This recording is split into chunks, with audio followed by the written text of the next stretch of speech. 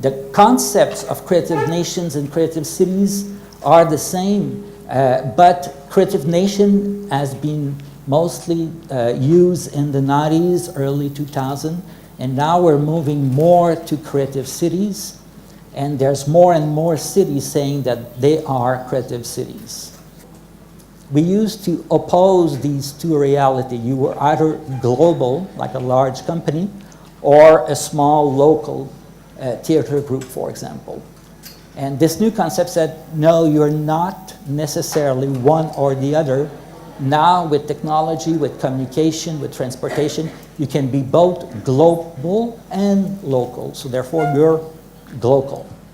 So therefore, anything that happens here can be transmitted, transferred, communicated throughout the world. So therefore, you are, even in a small city or a small area, you can be global.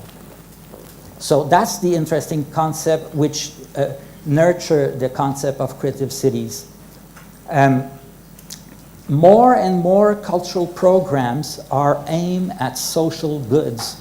More and more we use arts and culture for all kinds of purposes, like a revitalization of a specific area, for example, or taking care of children, or taking care of old people, or people with disadvantages. So all of this use of culture for different social objectives, like community development and tourism, all of these are better done at the local level, as referred by Schuster, because they are more efficient. I'll give you an example. In Montreal, we like to be called as well a creative city. And the reason why we want that is both for prestige on one side, but on the other side for tourism purposes. We have a lot of festivals during the summer season, and we want to attract to Montreal a lot of tourists.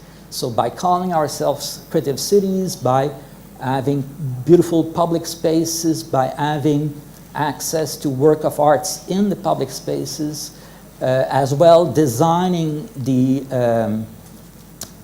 public buildings with lighting, special lighting at night, all of this is bringing visibility to the city and is pursued by the local government with the support of higher governments.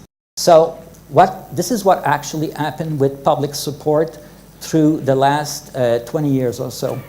So I've compared the data from Spain to the data what has happened in Canada. In both countries, what you see is that the new money going to the arts and culture has moved from the higher central federal level to the lower regional local level. So it shows that now more cities and more regions are involved in the arts and culture, but probably they are also more efficient in delivering programs for the arts and culture.